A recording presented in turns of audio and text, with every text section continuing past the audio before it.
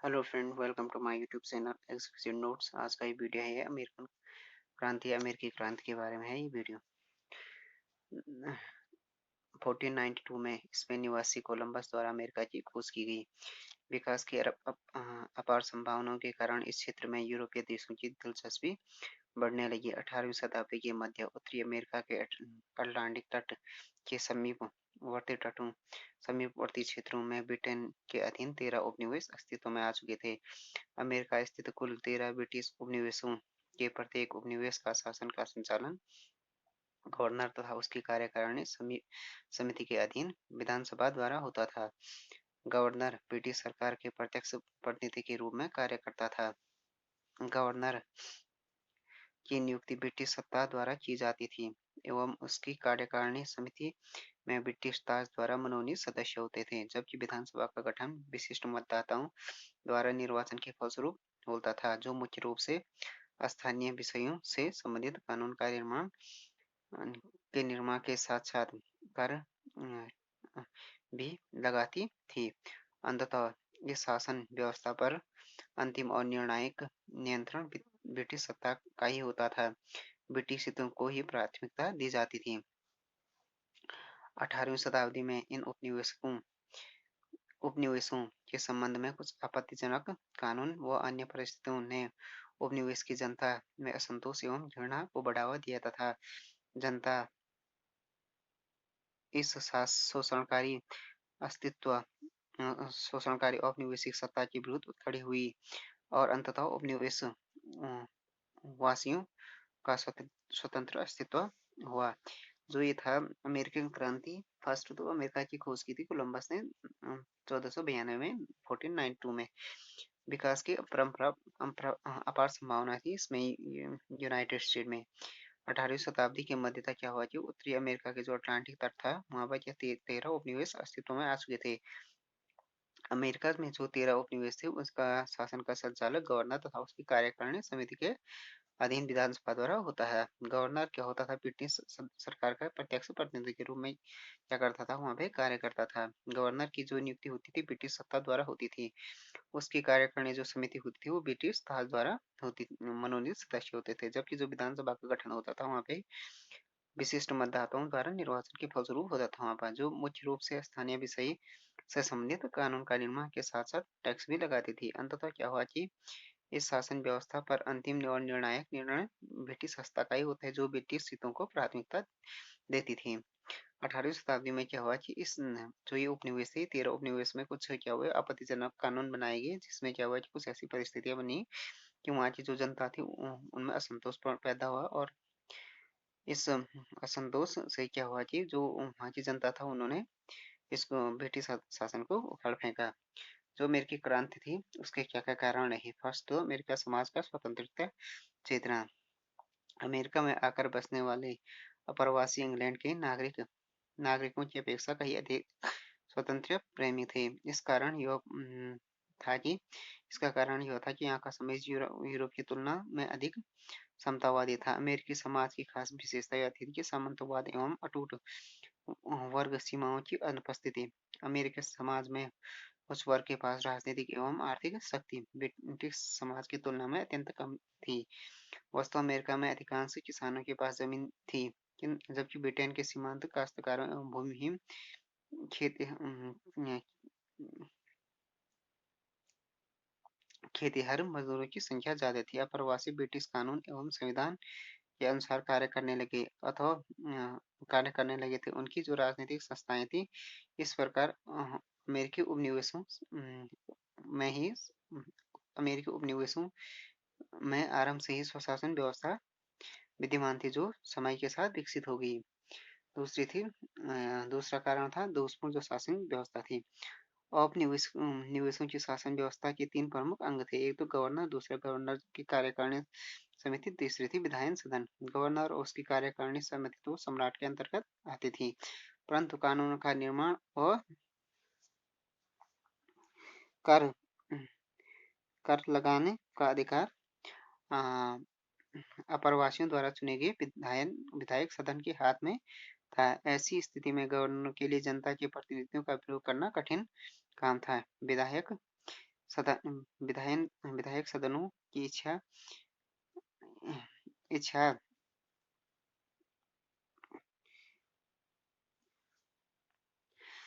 विधायक सदनों की यह इच्छा की कार्यकारिणी पर उनका नियंत्रण स्थापित हो जाए स्वाभाविक ही था। इस अधिकार को प्राप्त करने के उद्देश्य से विधायक सदन अक्सर गवर्नरों व जजों के वेतन की धनराशि की मांग को अस्वीकृत कर देते। यह रवैया अंग्रेज सरकार को केवल बुरा लगता था, क्योंकि इससे न केवल गवर्नरों का मान हानि होती थी, वरन अधिकारों का बंधन प्रयोग पर बंधन भी लग जाता था। इस प्रकार शासक और शासित वर्ग एक दूसरे से क्या थे, असंतुष्ट थे। प्रथा जो ये था, दोस्तों, शासन व्यवस्था के कारण भी क्या हुआ, अमेरिकी क्रांति का उपजवा जो उपनिवेशिक शासन व्यवस्था थी, वो इसके 3 प्रमुख अंग थे। एक तो गवर्नर, दूसरा था गवर्नर की कार्यकारिणी समिति, तीसरा विधायन सदन। गवर्नर और उसकी कार्यकारिणी समिति थी, उसका सम्राट के अंतर्गत आते थे ये दोनों। परंतु कानून का निर्माण और कर लगाना का अधिकार था, जो प्रवासियों द्वारा चुने गए विधायन सदन के हाथ में थे। ऐसी स्थिति में गवर्नरों के लिए जनता के प्रतिनिधियों का विरोध करना क्या था, कठिन था। विधायक जो था, जो ये चुने हुए सदस्य थे, सदनों की यह इच्छा थी कि कार्यकारिणी पर उनका नियंत्रण स्थापित हो जाए। स्वाभाविक, ये तो स्वाभाविक था। इस अधिकार को प्राप्त करने के उद्देश्य से जो विधायक थे या जो चुने हुए प्रतिनिधि थे, सदन अक्सर गवर्नरों और जजों के वेतन को क्या करती थी, धराशायी जो धनराशि थी उसकी मांग को अस्वीकृत कर देती थी। यह रवैया अंग्रेज सरकार को बुरा लगता था, क्योंकि इससे न केवल गवर्नरों को मानहानि होती थी, वरन उनके अधिकारों का प्रयोग पर बंधन भी लग जाता था। इस प्रकार शासक और शासित वर्ग एक दूसरे से क्या थे, असंतुष्ट थे। तीसरा जो कारण था, ये था सप्तवर्षीय युद्ध। उपनिवेशकों उपनिवेशों के लिए जो संघर्ष हुआ, अंतिम कड़ी विश्वव्यापी सप्तवर्षीय 1756 से 1763 युद्ध था, जो मध्य यूरोपीय देशों के अतिरिक्त इंग्लैंड व फ्रांस के बीच यूरोपीय, अमेरिका और भारत में लड़ाया गया था। इस युद्ध में व्यापक प्रभाव रहे। इस युद्ध के दौरान अमेरिकियों ने अंग्रेजी सेना को विशेष सहायता नहीं दी। युद्ध काल में उपनिवेशकों को बहुत लाभ हुए। कतिपय उद्योग धंधों के विकास के लिए अवसर मिले। किसानों को अधिक मूल्य पर पैदावार बेचने और मजदूरों को पर्याप्त मजदूरी पाने का मौका मिला। किंतु युद्ध का अंत होते ही ये लोग युद्धकालीन लाभों से वंचित हो गए और अपने संकट को दूर करने के उपाय सोचने लगे। सप्तवर्षीय युद्ध के बाद इंग्लैंड ने कनाडा पर कब्जा कर लिया। अमेरिका में उत्तर से फ्रांसीसी खतरा खत्म हो गया। इस प्रकार एकमात्र अंकुश अमेरिकियों पर था, वह भी हट गया। अमेरिकी उपनिवेश वासियों को कनाडा में रहने वाले फ्रांसीसियों से हमेशा आक्रमण का भय बना रहता था और इन्हें अपनी सुरक्षा के लिए इंग्लैंड पर आश्रित रहना पड़ता था। अब अंग्रेज बस्तियों ने यह अनुभव किया कि इंग्लैंड के साथ बंधे रहने से कोई लाभ नहीं। अंततः अथवा सप्तवर्षीय युद्ध के बाद बस्तियों के रुख में एकदम परिवर्तन आ गया। उन्होंने इंग्लैंड की शक्ति की अवहेलना शुरू कर दी। इस युद्ध का परिणाम यह भी हुआ कि उपनिवेशों को अपनी शक्ति का अनुभव हुआ, क्योंकि उन्होंने ब्रिटिश सैनिकों के साथ बड़ी योग्यता से काम किया था। इस संघर्ष में भाग लेने देकर उन्होंने यह सीख लिया था कि किस प्रकार सेनाएं और साधन संगठित करके सह उद्देश्य के लिए युद्ध किया जा सकता है। उसके बाद हो गया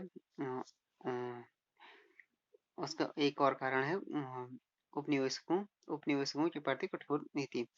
ग्रेनविले की नीति। ब्रिटिश शासक जॉर्ज तृतीय 1760 में इंग्लैंड की गद्दी पर बैठा और उसने इंग्लैंड की संसद को अपनी कठपुतली बनाए रखने का सफल प्रयास किया। औपनिवेशिक कानूनों को कड़ाई से लागू करने की बात कही। इस समय ब्रिटिश प्रधानमंत्री ग्रेनविल ने इन कानूनों को कड़ाई से लागू करने का प्रयास किया। वस्तुतः सप्तवर्षीय युद्ध में ब्रिटिश को आर्थिक संकट का सामना करना पड़ा, अतः ग्रेनविले ने करों को बढ़ाने के लिए नवीन योजना प्रस्तुत की, जिसके तहत उसने जहाजरानी कानूनों को सख्ती से लागू करने और उपनिवेशों पर प्रत्यक्ष कर लगाने की बात कही।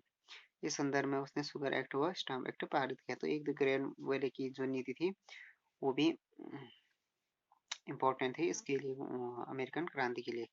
और तत्कालीन जो कारण था, वो था वेस्टर्न टी पार्टी। बोस्टन जो टी पार्टी थी, लॉर्ड नॉर्थ की चाय नीति थी, जो 1773 में ईस्ट इंडिया कंपनी को वित्तीय संकट से उबारने के लिए ब्रिटेन के तत्कालीन प्रधानमंत्री लॉर्ड नॉर्थ ने यह कानून बनाया कि कंपनी सीधे अमेरिका में चाय बेच सकती है। अब पहले की भांति कंपनी के जहाजों को इंग्लैंड में बंदरगाहों पर आने और सुंजी देने की आवश्यकता नहीं थी। इस कदम का लक्ष्य था कि कंपनी को घाटे से बचाना और अमेरिकी लोगों को चाय उपलब्ध कराना, किंतु अमेरिकी उपनिवेश के लोग कंपनी के एकाधिकार से प्रसन्न थे, क्योंकि उपनिवेश बस्तियों की सहमति के बिना ऐसा नियम बनाया गया था। अतः उपनिवेश में इस नीति का जमकर विरोध हुआ। 16 दिसंबर 1773 में उनको सैमुअल एडम्स के नेतृत्व में ह्यूस्टन बंदरगाह पर ईस्ट इंडिया कंपनी के जहाज में भरी हुई चाय की पेटियों को समुद्र में फेंक दिया गया। अमेरिकी इतिहास में इस घटना को बोस्टन टी पार्टी कहा जाता है। इस घटना से ब्रिटिश संसद के सामने एक चुनौती उत्पन्न हो गई। उसके बाद हो गया जो अमेरिकी जो क्रांति थी उसकी मुख्य घटनाएं कौन कौन सी थी। अंग्रेज जनरल जो इंग्लैंड का जनरल था विलियम हू ने पहली सैनिक सफलता तब प्राप्त की जब उसने फिलाडेल्फिया में जॉर्ज वाशिंगटन को 1776 में बंकर हिल की लड़ाई में पराजित किया। हो हो ने जल्दी ही क्या किया उन्हें जल्द ही फिलाडेल्फिया पर अधिकार किया। यद्यपि अमेरिका को फिलाडेल्फिया खाली करना पड़ा, परंतु अक्टूबर 1777 ईस्वी में दूसरे प्रमुख अंग्रेज जनरल बुरगोयन को सारागोटा नामक स्थान पर जॉर्ज वाशिंगटन ने घेर लिया, अतः उसे हथियार डालने पड़े। इस पराजय ने युद्ध की दशा बदल डाली। सारागोटा में अंग्रेज की हार का एक महत्वपूर्ण परिणाम यह हुआ कि फ्रांस, स्पेन और यूरोपीय देशों को अंग्रेज के विरुद्ध युद्ध करने के लिए प्रोत्साहित कर दिया। 1776 में फ्रांस की इस युद्ध में रुचि ले रहा था तथा सप्तवर्षीय युद्ध का इंग्लैंड से बदला लेने के लिए उत्सुक था। 6 फरवरी 1778 को अमेरिकी बस्तियों व फ्रांस में समझौता हो गया कि कोई भी अलग से इंग्लैंड के साथ शांति वार्ता नहीं करेगा जब तक अमेरिकी बस्तियां पूर्ण रूप से स्वतंत्र नहीं हो जाती। युद्ध जारी रखेगा। इसमें मुख्य भूमिका बेंजामिन फ्रैंकलिन की रही। 1778 में फ्रांस युद्ध में कूद पड़ा। 1779 में इंग्लैंड के खिलाफ युद्ध की घोषणा कर दी गई क्योंकि यह जिब्राल्टर वापस छीनना चाहता था। फ्रांस व स्पेन की नौसेनाओं के युद्ध में उतरते ही युद्ध का नक्शा बदल गया।